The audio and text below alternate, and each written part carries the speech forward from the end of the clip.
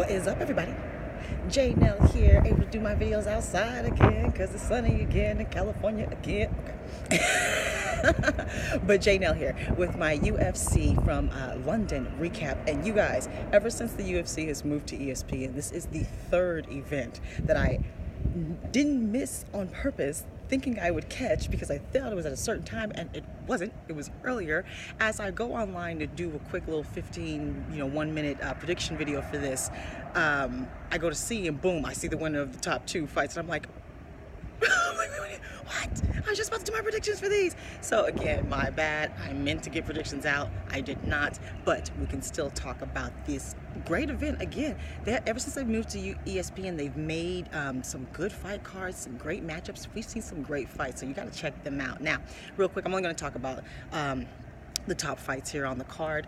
Honorable mention, we saw Dominic Reyes get the split decision victory over Volkan Oezdemir, and I don't know, I gotta go back and watch it again. I only watched that fight once. I was actually with a crowd of people, and so I wasn't quite paying attention to it, but I was listening to it. And one of my issues with Dan Hardy as a commentator is that he really roots for, I think his bias shows when it comes to the European fighters. There have been fights before where I'm watching it and I'm like, no, that guy's not winning. No, that's not landing. No, Dan, what are you watching? So all throughout this fight, it seemed like Volkan was winning just from the way the commentators, and that's Paul Felder too, and the other guy, it's not just him. But to see the split decision victory go in favor of Dominic, I'm like, I need to rewatch that fight again for myself with the sound off. So let me know what you thought of that fight. Did you think that Dominic won? Did you think Volkan should have won? Why? And we'll go from there. All right. I will watch that fight again when I get off of work tomorrow morning. But the two fights that I did watch, I watched them more than once because these are the two that I was going to make predictions on if I would have got it out in time. But the co-main event, we saw Leon Edwards get the victory over Gunnar Nelson. It was a 3-round. I'm not sure. I cannot remember. It escapes me if it was a split decision or not. I believe it was a split decision, but he got the victory, and I think he won. It probably wasn't. I don't think it was split because he won. It was pretty clear. Gunnar had his little successes in the beginning. I think he probably won the first round. He was able to take him down, hold top position, stifle Leon's movement. Leon did get back up, but the next two rounds, Leon actually took him down, and we were still nervous about him taking him down because there were submission attempts from Gunnar Nelson, but Leon managed to mount some ground and pound upon the feet. I think he won that war as well. He landed the more cleaner shots, the harder hitting shots. Again, I think he won. I could see that with my eyes.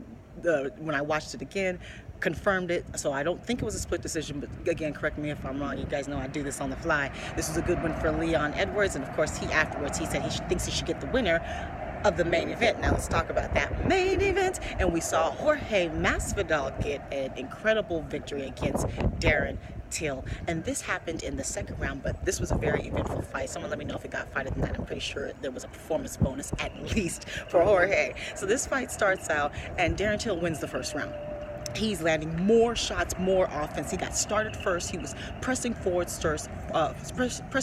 more, controlling the octagon, all of that. But even with all of that, with me thinking that Darren's winning this first round, Jorge was still landing serious shots on Darren, even in this first round. He was landing unblocked shots. There was a two-piece that landed. So even though I believe that Darren won the first round, I knew this was a close victory and that we were going to be in for a fight. Now, the next round comes, it was more of the same, except for Jorge figured out his timing. Jorge also figured out his range. He started coming in with these awkward angles, not with his entire body, with his punches, with his footwork, with his body leaning at these awkward angles, and he was landing even more. He actually was landing to the point where he started pushing Darren back. He was controlling the octagon more. It was more of a back and forth and not just Darren. He was winning the second round. And then he won the second round. He landed a left, which probably knocked Darren out then. But then he landed another left before Darren could actually even hit the ground. As Darren was falling from the first punch, he hit him again on the ground. And then he got on the ground and he hit him again. He knocked Darren Till smooth all the way out. Sleep for a few seconds on the ground, stiff. Like, hurry, get to him. Get to him. Is he dead? Like, devastating knockout, like ouch knockout, like highlight reel knockout, like he's gonna start barking for a title shot, but maybe because let's talk about what happened after this knockout. Incredible win for Jorge Masvidal, who I believe was coming off a loss. I believe they both were coming off of a loss, so this was a great win in enemy territory because this happened in London. Great win for Jorge Masvidal. Afterwards, immediately afterwards, he hasn't even changed yet. He's talking to one of the reporters, Leon Edwards, over in the back. I guess he starts barking, I'm going to do this, I'm going to whoop you. But, because even after Leon won his fight, remember, he says he thinks he deserves the winner of the main event. So he starts barking while Jorge is literally giving the interview. Jorge's like, oh yeah, you think so? He starts walking over to Leon Edwards with his hands behind his back, goes up to Leon, literally lands like a three-piece. Clack, clack, clack, three-piece. Leon, of course, starts to fight back. He throws out a kick. They get separated immediately, grabbed by lots of people. I'm told that members of their corner also got into a physical altercation, but I have not seen video on that. Someone please tag me with video on that. Please tag me with more scuffles backstage. Please let me know where to go. Okay, so we're probably gonna see that next. They basically sold the fight already with this scuffle, and you saw Leon. He's like, yeah, you're a what do you call him? It was very London-y what he called him with the accent. I forgot what he called him can't remember. I meant to say that, but whatever Leon Edwards said, screamed at him, it was very London-y. It was kind of funny, but he was, of course, irate and cut, blood dripping from his face.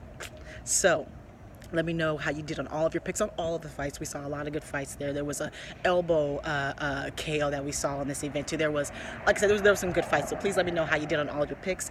I'll talk about all the fights. Let me know any injury updates. Let me know what you thought about the Reyes Ultimate fight. If you thought he should have won, why? If he should not have won, why? Let me know what you thought about the main event, who Jorge should get next. Let me know about the backstage scuffle, the controversy. Let me know about everything. Another great event on ESPN from the UFC. Man, they're doing it. So follow me on Facebook, Twitter, and Instagram, where I will have 30 seconds. I should stop saying 15 seconds. 30-second predictions and recap videos. I'm on Snapchat now. Subscribe, like, talk to me. Take care. Goodbye.